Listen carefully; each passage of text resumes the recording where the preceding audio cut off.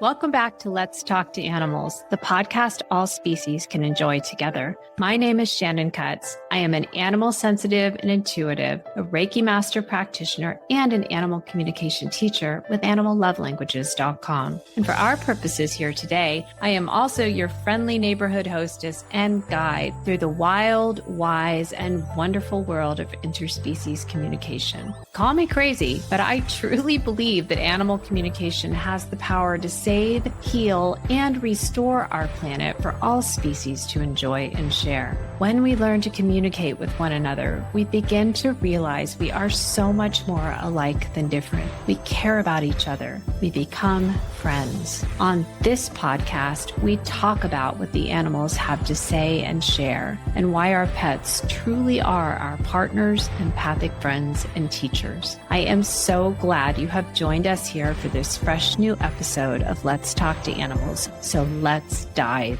in.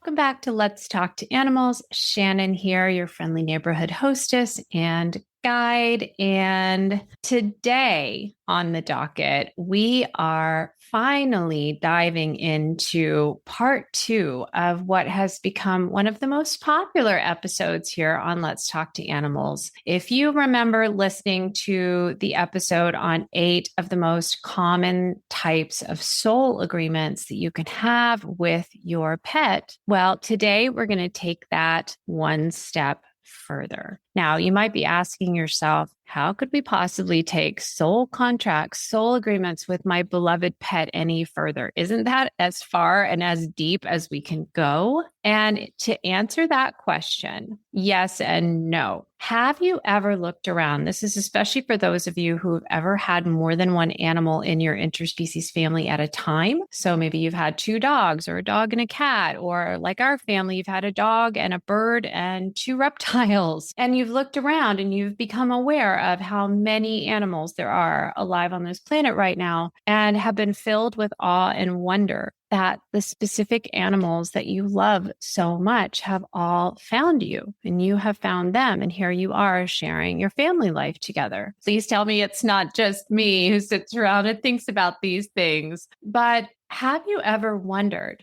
do those animals that are in your interspecies family, in your pet family, do they share soul agreements with one another? If it's such a miracle that you and your pet found one another, could it perhaps be that it's equally miraculous that the animals in your family have all come together with one another? Now, for those of you who have booked pet sessions with me, or you're currently sorting through interspecies family issues, let's just call them, areas where maybe you're seeing some reactivity or some timidity or some separation anxiety or some aggression or some behaviors between the animals in your family that indicate that all is not well, that all is not super duper happy, shiny, friendly feelings between the 2 animals. Well, we're going to unpack that too.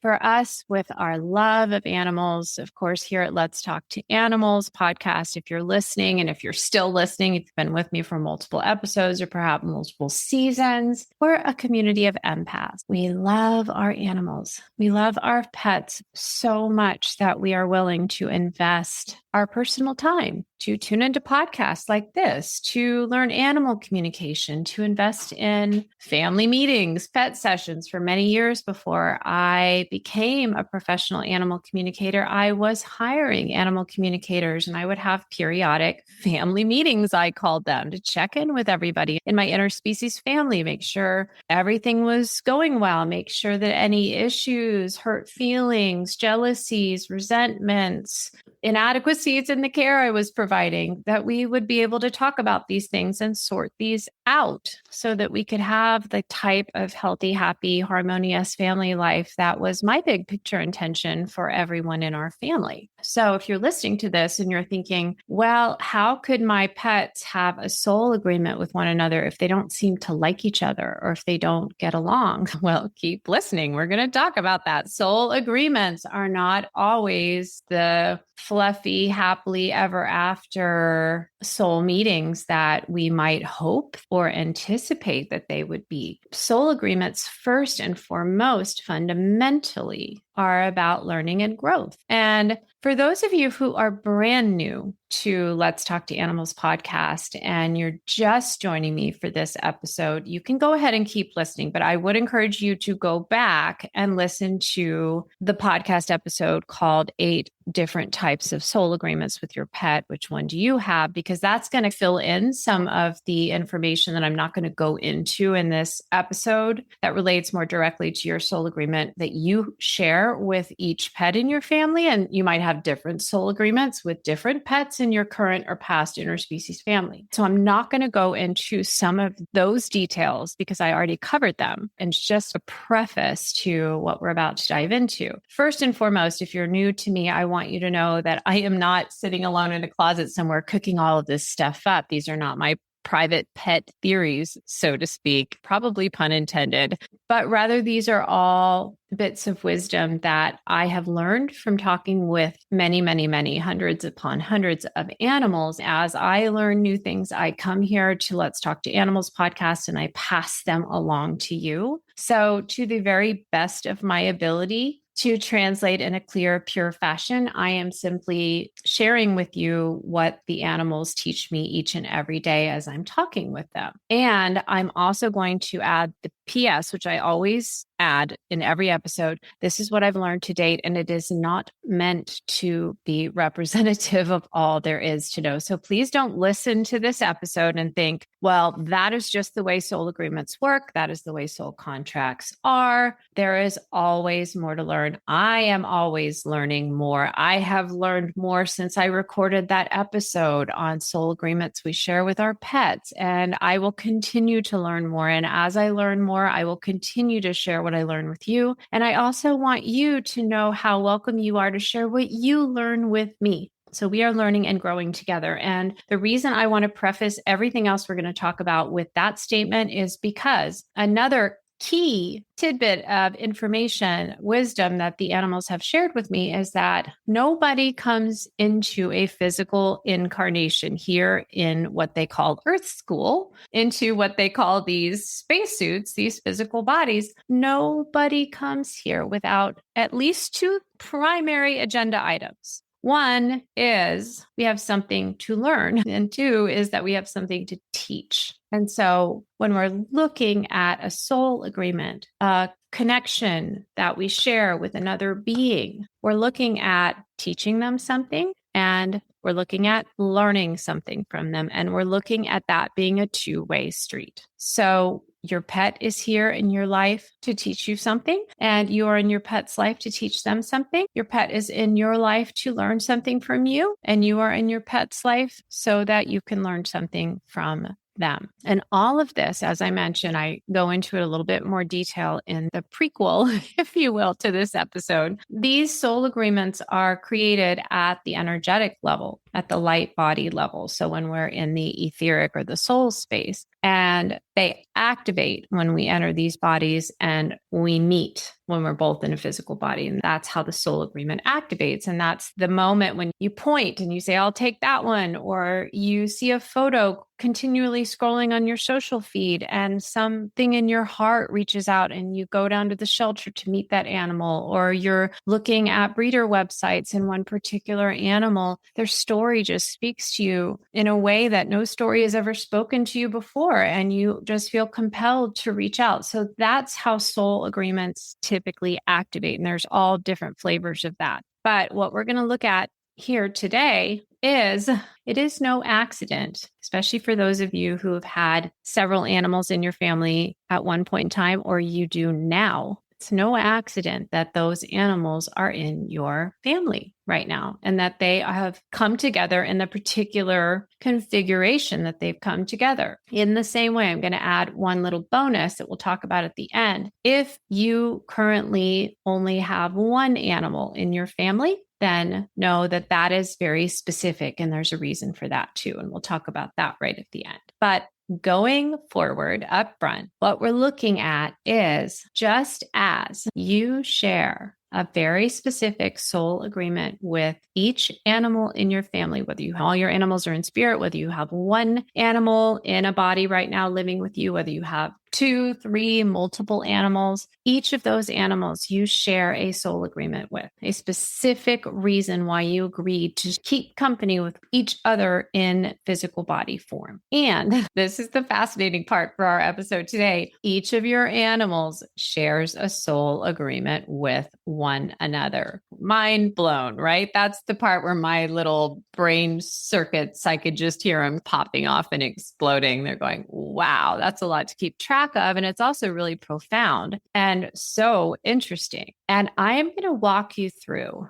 8 of the most common types of soul agreements that your animals may share with one another, as well as some of the major lessons that those soul agreements have, both to teach each animal and also as a form of instruction and learning and ongoing evolution for you. So there are all kinds of interconnections, but each animal retains free agency over their life path, the reasons why they come here, the strengths that they bring into their physical bodies, the wisdom, the lessons they have to teach, the particular qualities that are emphasized, what they have to offer and to give, as well as what we might call their challenges or their weaknesses or their sensitivities, the areas that they've come to evolve through, to work on, to grow through, to unfold or to work with or to even overcome. There is so much nuance in a soul agreement relationship because...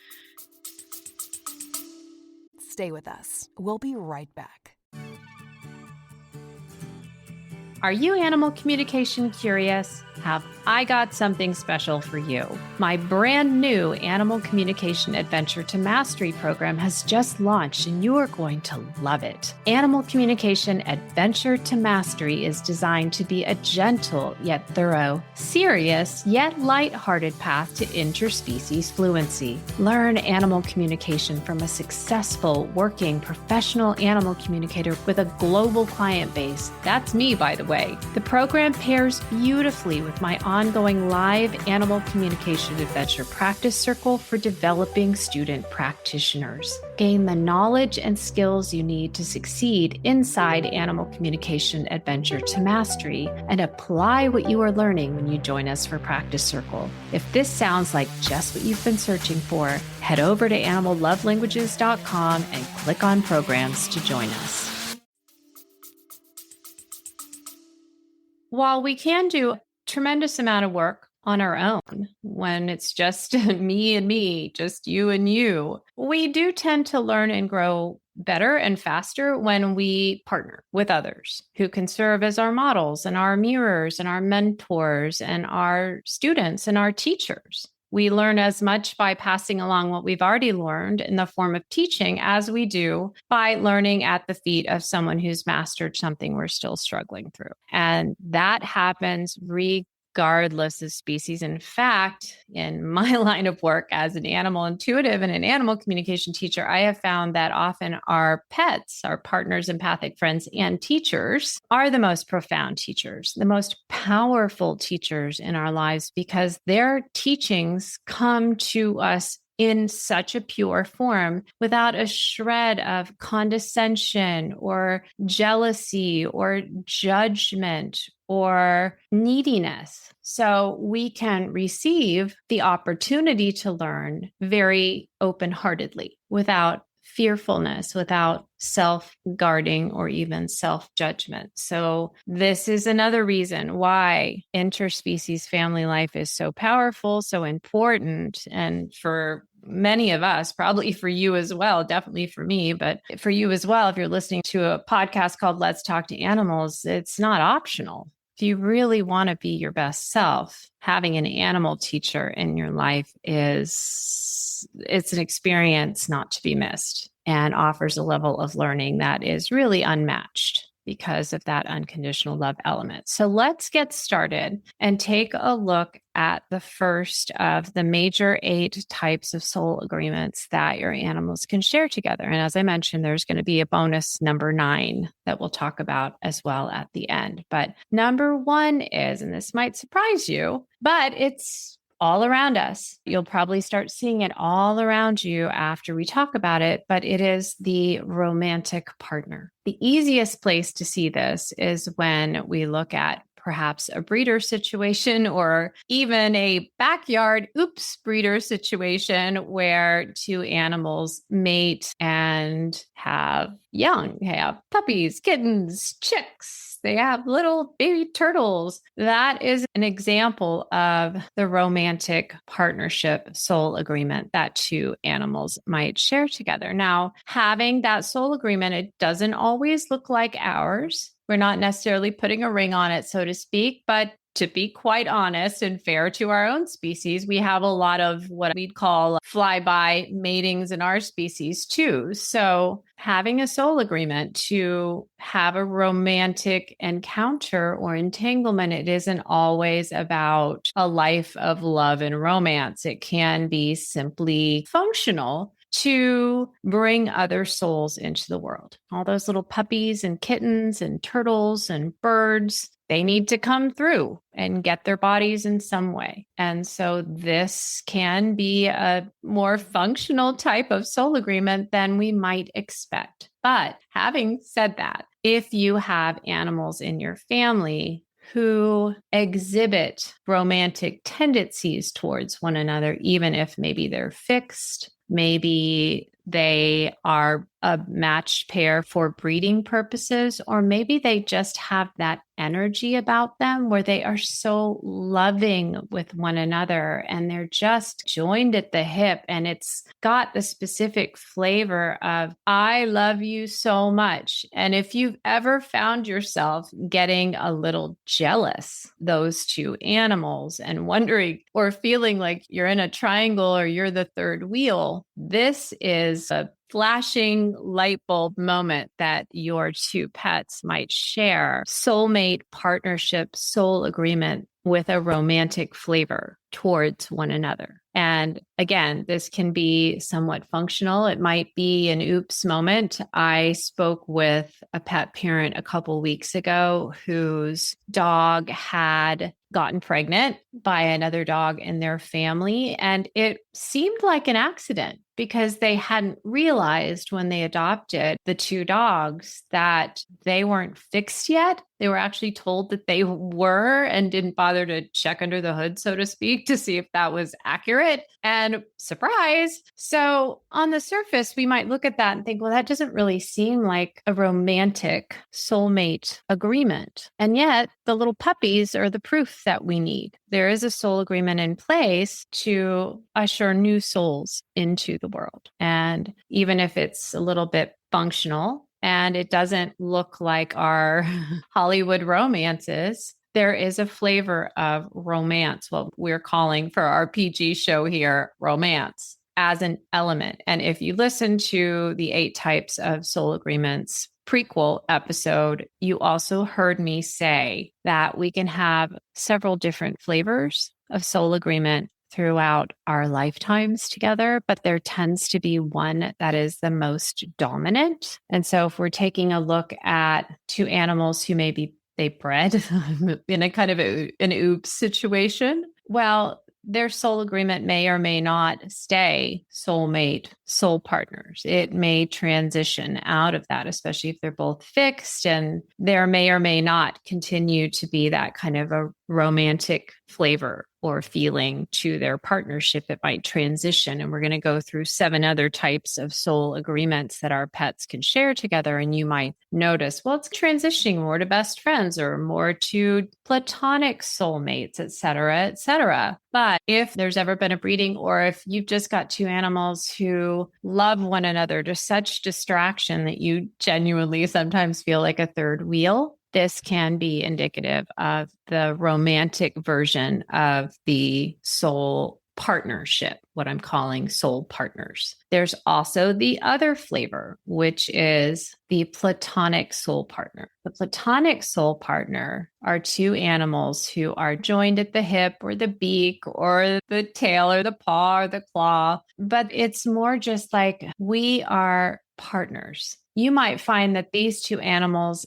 tag team one another to support you. You might find that one of them is always what we might call on duty to watch over you and to be your companion, and that they take turns in that role. And so you feel like you have two soul partners in your life, each with a different flavor, but each equally deep at that soul level. Here's a great example from one of my pet parent clients. I talked with her and she said, my two dogs were so close that if I gave a treat to one, she wouldn't take it until she made sure I was also giving a treat to the other one. And so there's this feeling of everything shared equally. And that's that soul partner level. We don't have the romantic flavor, but we do have this real feeling of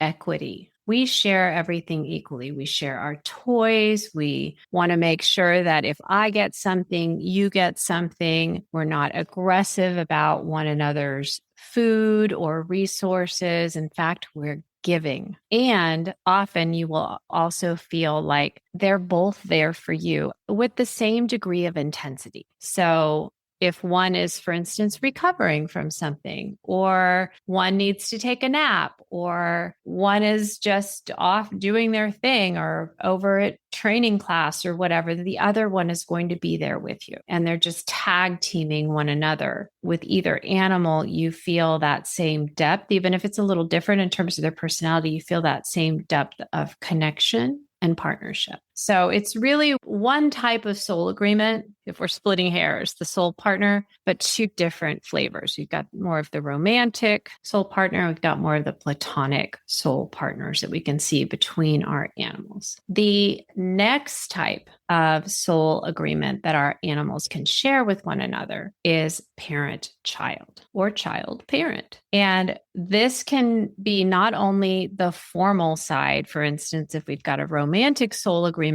going on, and then we have a continuation with a different animal in the family. Let's say two animals have mated and had puppies or kittens or birds, and then we see the parenting happen. So that's the unfoldment of a soul contract with a different animal. But we can also see this soul agreement between two animals. For instance, a few weeks ago, I was talking with a pet parent and she had an elderly cat. And then they adopted a very young cat. And the older cat took the young cat under her wing, or under her paw is probably a better analogy. And it was like this young cat, barely out of kittenhood, became her kitten, her child. And sometimes we'll see that it's not always about chronological age. It can just be about temperament and personality and need. Sometimes we can see this even between animals of different species. And we might see a dog adopt a cat. Sometimes you see that in your social feeds where the heading is something like unlikely animal friends. And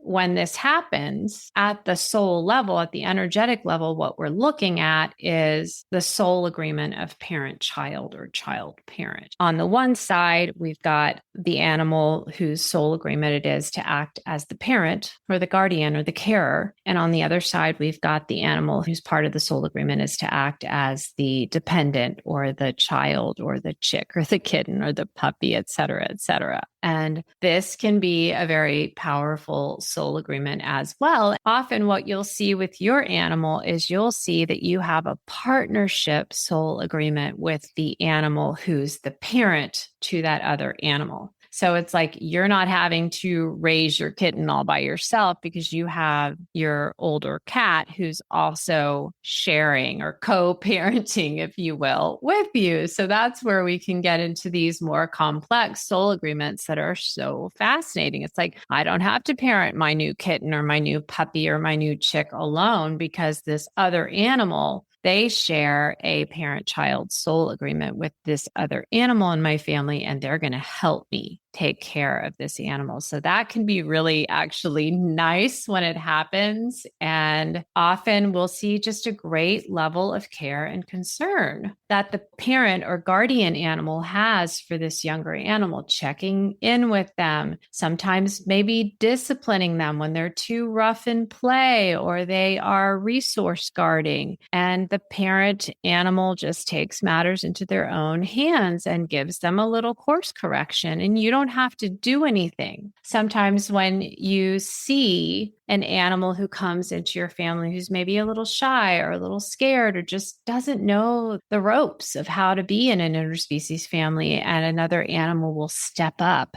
and take the lead, that's a soul agreement between those two animals activating. Now, where this can go a little haywire is when we humans adopt an animal or we bring an animal into our family who's having trouble adjusting, and we think, I know what I'll do. I'll get another animal, and that other animal can teach this animal what I don't know how to teach them. And as you might imagine, and especially if you've ever fallen prey to this great idea of your non-intuitive left brain thinking mind, well, you know how well that tends to go. And it does prompt a fair number of requests for animal communication sessions on my end. And often what we discover is those two animals don't have a soul agreement of parent-child, and they're not able to fulfill on your hopes. So we have to do a little course correction and find some other ways of working through this mismatch in what we hope would happen and the type of soul agreement that those two animals actually have. And they do have one. Anytime an animal wanders into your world and you have existing animals in your interspecies family, there is some level of soul agreement that is activated. Otherwise, our paths would never meet. Out of all the millions and billions of humans and non-human animals alive on this planet right now, it is a bona fide miracle when our path crosses with that of another, regardless of species. So there's always a level of soul agreement that activates. And as I shared more in the prequel episode, that soul agreement might be for a reason, which is typically a very short term. It could be for a season, which is maybe a little bit longer term. It could be for a lifetime. And that's typically when we see the pet reincarnation soul agreement. So those of you who have reached out to me and have had a session asking your soul pet to return to you through pet reincarnation, that's when we're talking about those lifetime soul agreements. But if you foster a kitten like I did for 3 months, well, we had a soul agreement and we packed enough learning into those 3 months to last me a lifetime. Even though I wish we had had a lifetime, our soul agreement was a reason. It was a very short period of time. So when we take a look at these soul agreements, we have to be respectful and realize there is always a soul agreement activating, but we can't place our own human expectations on the nature of that soul agreement or the length of it. We also can't try to tell ourselves there is no soul agreement, because there is. Otherwise, our paths would never have crossed. Instead, it's so vital to just do what I teach all of my beginning animal communication students. Just notice, wonder, get curious, and see what unfolds. And trust your intuition about it. The next type of soul agreement that our animals often share with one another, there's 3 types. I'm going to go through 3 different types, but they all share a flavor of similarity. The first one is siblings. Now, siblings can mean genetic. For instance, one of my mom's best friends recently adopted 2 sibling puppies. So they're genetic, biological siblings, and they also act like siblings. So sometimes they argue, sometimes they share. They have the same mom and dad. They've inherited similar DNA. So they have the sibling soul agreement on every level. We see it in their DNA. We see it in their behavior. towards one another. Sometimes they're two peas in a pod, and sometimes they need a timeout from each other. And that's just normal. And like most siblings, that soul agreement can shift and evolve and change over the lifetime of the soul agreement. So animals that might be going through a little bit of resource guarding or not wanting to share when they're little, well, we might see that they work through that in a sibling soul agreement as they get older and they grow up. Or maybe they don't. And so just understanding that sibling soul agreement, often where we find it is where we've got at least one biological parent in common. That's one flavor. The second is what I call best friends. So maybe they're not biological siblings. Typically, these are not biological siblings because the sibling soul agreement, when it's in that state of we're not just siblings, we're soul sisters or soul brothers or soul siblings, typically there's a genetic component. But often what we'll find is two animals who have no genetic relationship at all, they are simply inseparable. They love one another so much and they do not want to be parted. I see it a lot in certain animal species as well. There can be an ongoing soul agreement in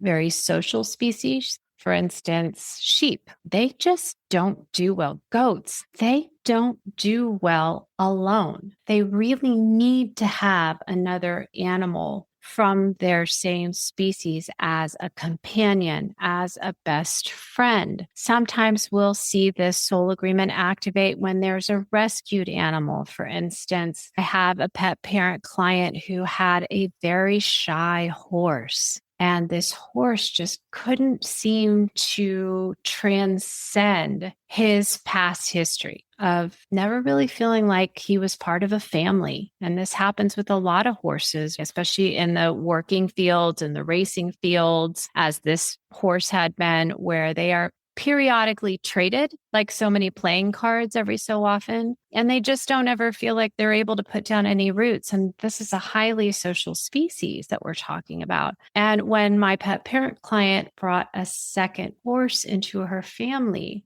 now, this doesn't always work, so don't think that it's an automatic solution. Oh, my horse is having trouble adjusting and calming down. I'll just go get another horse to be their best friend. No, it has to be the horse who has the soul agreement with your horse. It's just like that example of, well, I'll just get another animal to teach my rescue animal the rules of the road. That doesn't always work the way that we think it will and the way our best intentions are headed. But in this particular case, when she brought this second horse into the family, they just bonded. And the one horse who had such a calm disposition became literally this other horse's grounding rod. That was how he described himself to me. He said, I am this other horse's grounding rod. He grounds on me. And that's that best friends soul agreement. There's also a flavor of the wise mentor or teacher and student soul agreement embedded in that particular story. So that can be another flavor. So we've got siblings, often but not always having a genetic component, at least one parent or some DNA in common. Or we're looking at two animals who come into the family often at the same time or are of similar ages, and they have the sibling connection. Then we're looking at best friends. And best friends, they don't have to be the same age. They don't have to have any DNA. They don't even have to be the same species. And they are just like siblings. But they don't have some of those other hallmark components in common. And they are just partners in crime. They are besties. They prefer to do everything together. And again, sometimes it can feel like you're a little bit of a third wheel with these best friends because they have such a strong soul agreement with one another. And once we understand that and we can take a step back from me and my needs, and I am as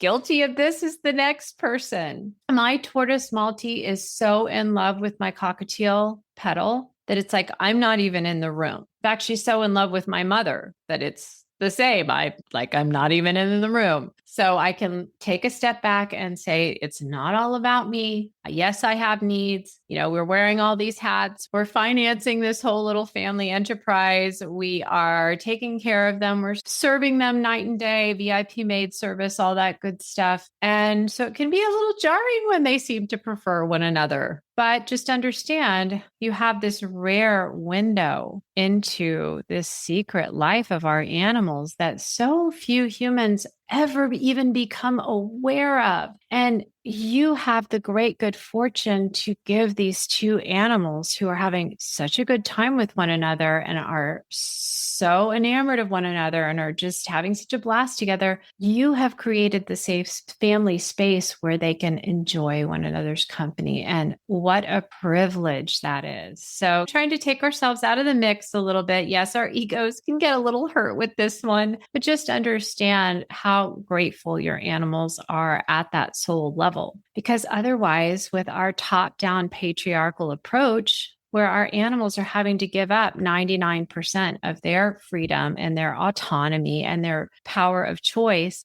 to live in our world, the only way that these two animals are going to get to spend time together is by you choosing to create a safe family environment for them to meet and do that. So you are giving them a huge gift. And with all our animals give to us, isn't it wonderful to know we do have the ability to give back at that deep level? Now, the third flavor, if you will, of this type of soul agreement, which is really more equal, where we're looking at siblings, best friends, more of an equal partnership. There's a different energy to friendships or even siblings than something like romantic soulmates or platonic soulmates or what I'm calling soul partners or parent-child or wise mentor and student or teacher and student. There's a little bit more energetic equality and individualism between siblings, best friends. And the third flavor is what I call acquaintances or casual friends. And it's like, well, when my bread is buttered on the side of being your friend, I'll be your friend, but we're just not taking it too seriously. So these animals probably get along. Maybe they have moments when they play well together and moments when they're just like, yeah, I take you or leave you. And it's mutual. That's the key here. It's mutual. So we don't have one who's just absolutely besotted with the other and follows them around. And the other one is just like, yeah, maybe, maybe not.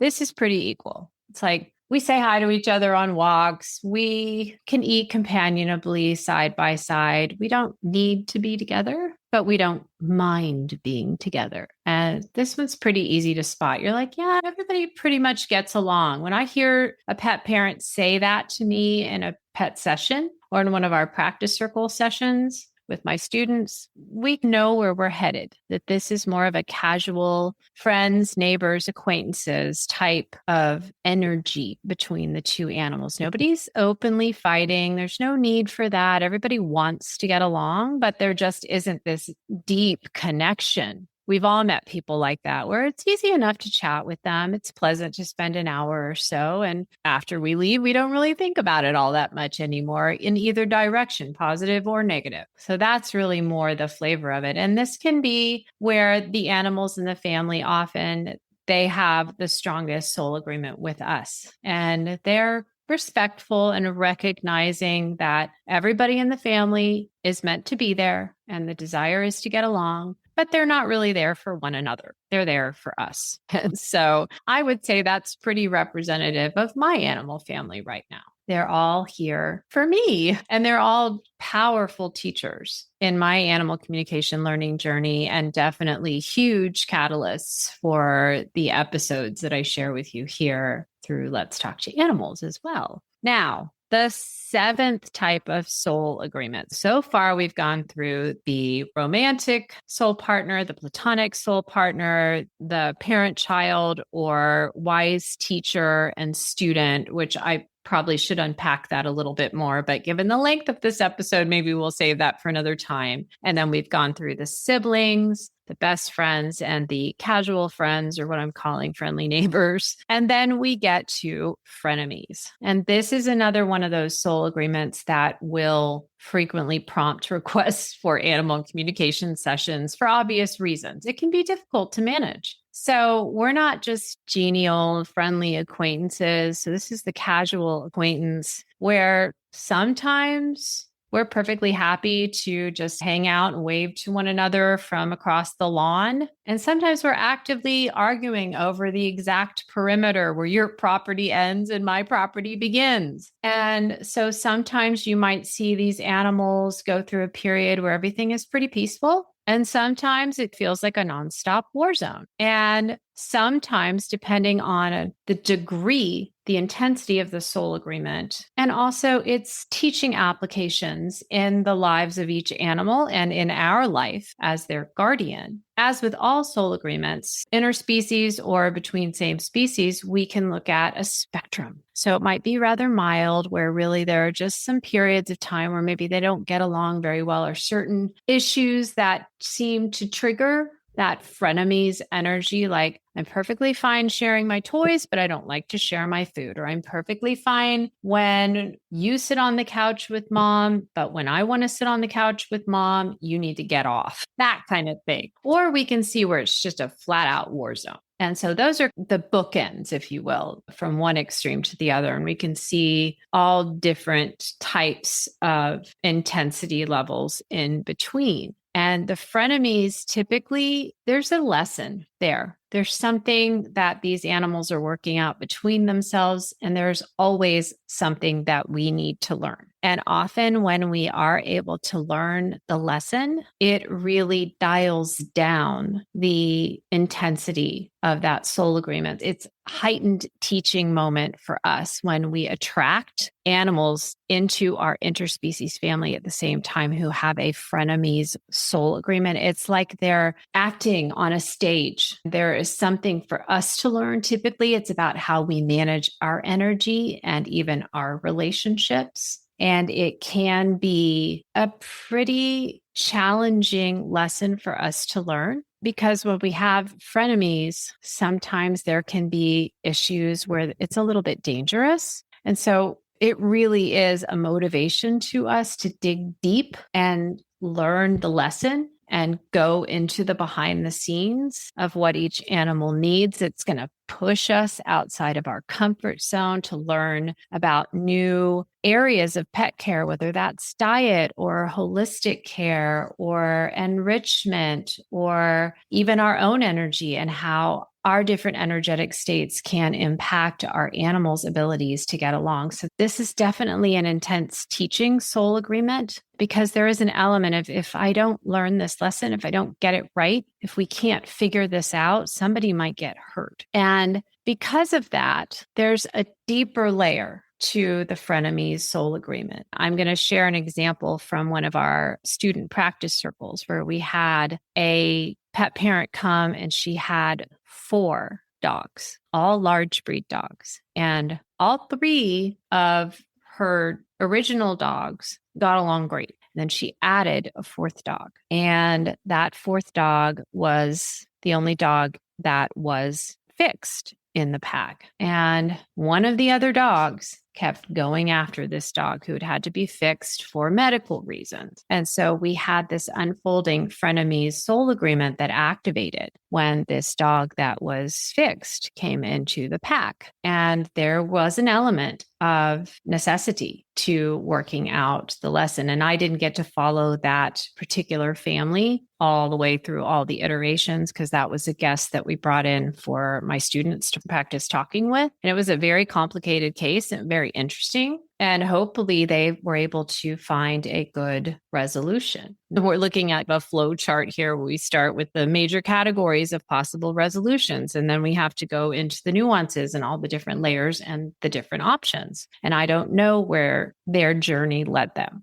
in this particular case, but that is a great example where you see one animal, just sometimes they're friendly, sometimes they're not. And and it can escalate. And that is just a very intense teaching soul agreement when that happens between two animals in your family. Now, the deepest extreme, which I'm actually separating out into its own soul agreement, which this not going to sound like a soul agreement, is what I call the mismatch. We've hinted at it as I've gone along today, but that is where we see our human minds. And if you've attended my webinar, Intuitive Development for Pet Parents, which I run periodically, you will know that we have two brain hemispheres for a reason, and one of our hemispheres is intuitive and one of our hemispheres is not intuitive. And I'm talking about the not intuitive one for this particular example. It's our left brain mind. Our left brain mind has no access to connectivity or intuition. And that's a separate conversation for a different episode. But just for our purposes here, just understand that these types of mismatch situations, when they happen in our interspecies family, typically it arises from our left brain mind thinking our way through some type of goal that we have or problem we're trying to resolve. And the earlier example I used of, well, I have an animal who's poorly socialized. They never got the care and attention that they needed when they were a kitten or a puppy or a chick, and I'll just get another animal to teach them the rules of the road. Well, sometimes that works. Sometimes, and more often than not, it turns into a mismatch. So this is where we're pulling together two animals whose only soul agreement with one another is what I'm calling the mismatch, which is basically we're not meant to be together. We don't mesh. We're oil and vinegar. We do not get along. And that is the nature of the soul agreement. There's as much of a reason for why me as a Homo sapien will never meet most of the other billions of people that are alive on this planet right now that are available to be met. And the mismatch is the soul agreement that is actually keeping our energies apart, making sure our paths don't cross because it's just not advantageous or as advantageous to each soul's goals for this physical incarnation to blend our energies in any way. So that mismatched soul agreement keeps us apart deliberately. And sometimes when our human left brain minds get in the mix, we will think our way and logic our way into adding animals into our existing interspecies family that have a mismatch soul agreement. I volunteer at a cat shelter every week, and I see cats all the time coming back with tags saying adopted, returned, other animals wouldn't accept this animal. In most cases, it's an example of a mismatch soul agreement. I'm not going to ever say always. There can be other issues and other factors at work, and I don't get the full scoop as a volunteer.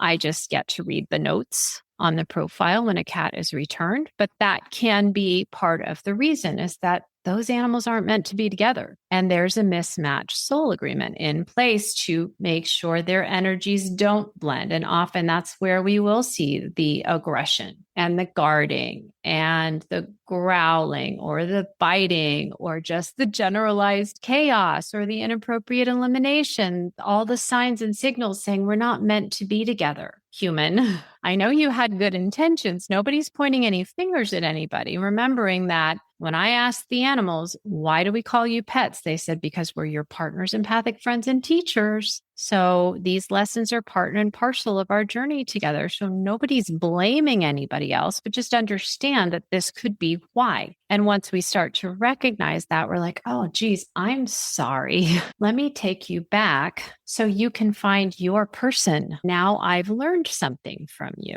If this happens to you and you find that you need to relinquish, then just understand you can do your part to help rehome the animal and just offer the highest vibration energy to make sure this animal lands safely in a family where they were always headed in the first place. So we can have these little stops, these little pit stops that our animals make in our lives. In a way, my rescue cat, Momo, was a mismatch. I desperately wanted to keep Momo. I have always had birds and I've never had a little furry of my own. He would just sit on my chest and purr, and I just still miss him. And I watch our videos all the time. But he and my cockatiel, that's a mismatch.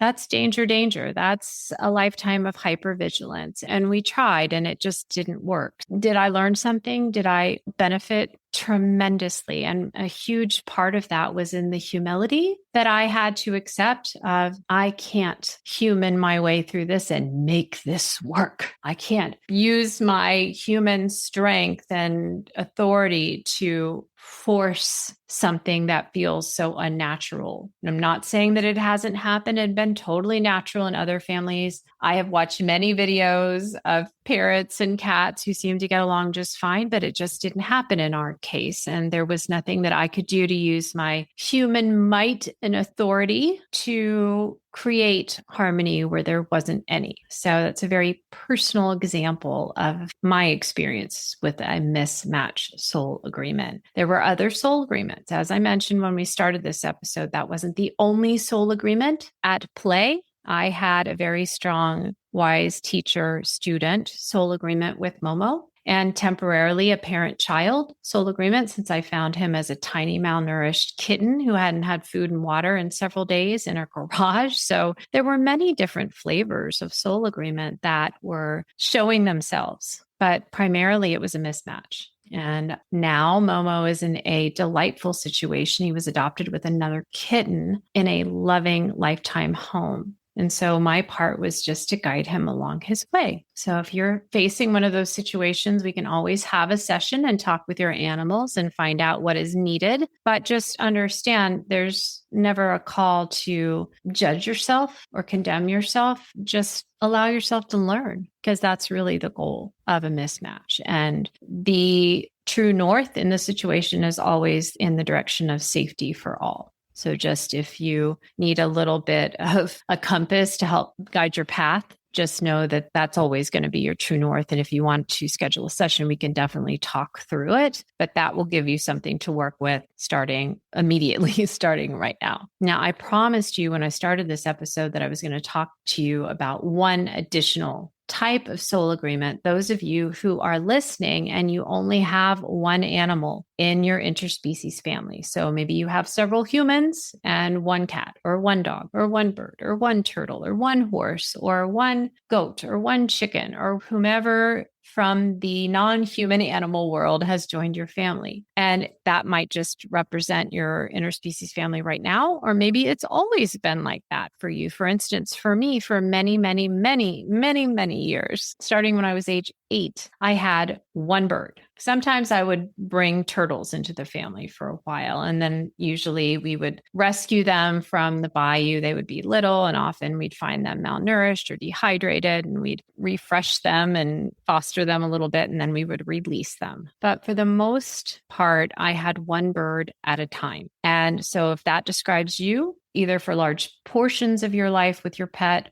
or for your whole life with your pet, then there is another type of soul agreement, and it's a form of the mismatch. And typically it's a very intensive type of soul agreement that you share with your animal. And it's a mutual soul agreement where the primary partnership is between you and that animal. So it's a very extreme form of the mismatch soul agreement that's basically just keeping all of the other animal energies out of the mix. And I call this the solo soul agreement. So the animal in your life, we can just take a look at Perky, my parakeet when I was 8, who was with me for 11 amazing years. He had the solo soul agreement with all the other animals in the world. Every so often, like one time we had a little blue parakeet who landed on the lawn. He was with us for 24 hours before he passed. Here and there, I would adopt other parakeets, and not to go into that, but for most of our time together, Perky and I were together. We had a very strong twin flame soulmate soul agreement. So you can go back to the prequel episode and listen to learn more about that.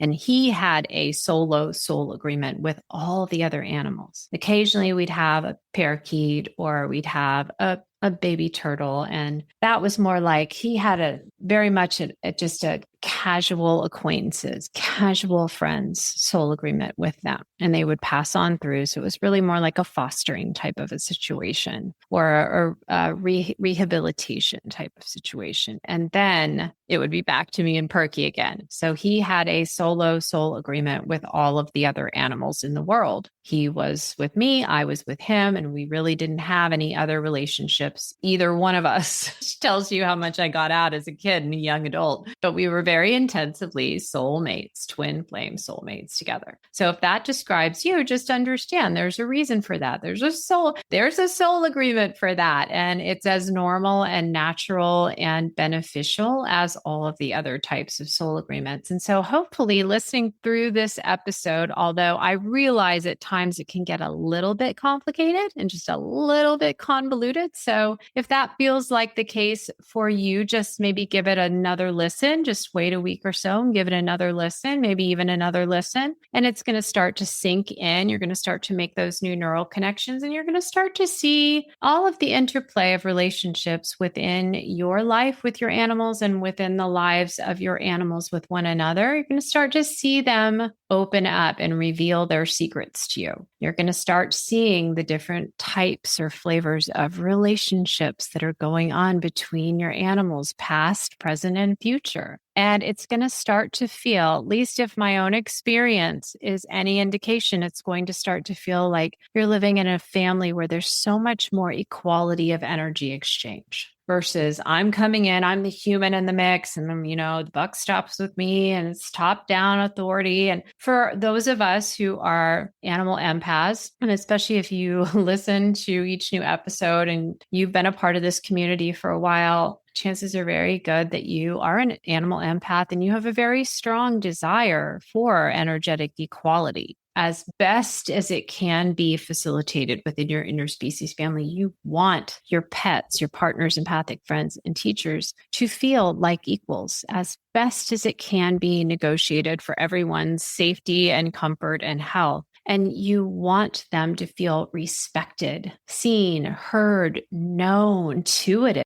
and respected as individuals within their own right. And it's not about the buck stops with me, even though sometimes that's necessary. Just understand your animals have agreed to that, or they wouldn't be in your family. They understand there are certain constraints involved with living in your human world. And that's the miracle of the pet, the partner, empathic friend, and teachers. They've given up so much to be with us, to comfort us, to heal us, to teach us and guide us in our lives. It's a very specific soul contract. It's very profound in all its different flavors. And only a small number, just a fraction of all of the animal alive on this earth right now have any kind of soul contract to keep company directly and for any kind of period of time with us, with humans. So that's pretty amazing in its own right. But just understand that as you continue to revisit this, just lend a curious eye to the interplay of energy, not just between you and each animal in your family or you and the animal in your family, but between your animals and each other, between them and their interspecies family members. And you will start to see so many nuances. And you can also, if you live in a family with multiple humans and multiple non-human animals, going back and revisiting the prequel episode, talking about the different types of soul agreements we can share with our pets, with each pet in our family, you can start to pick up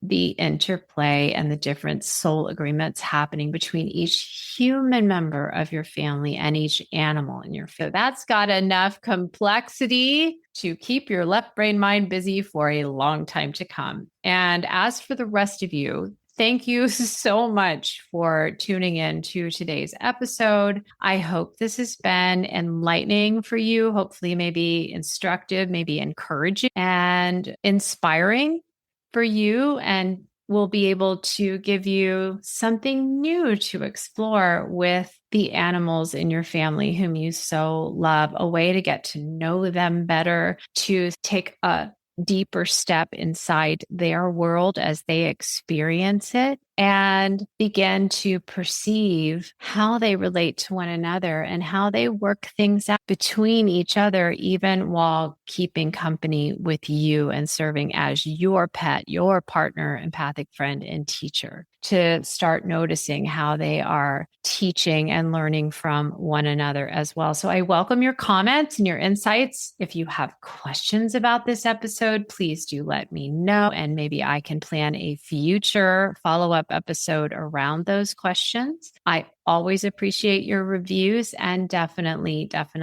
your watching eyes over on YouTube if you're watching the video version, and your listening ears here on the podcast. So thank you again for tuning in, and I send you all my love. Okay, bye for now.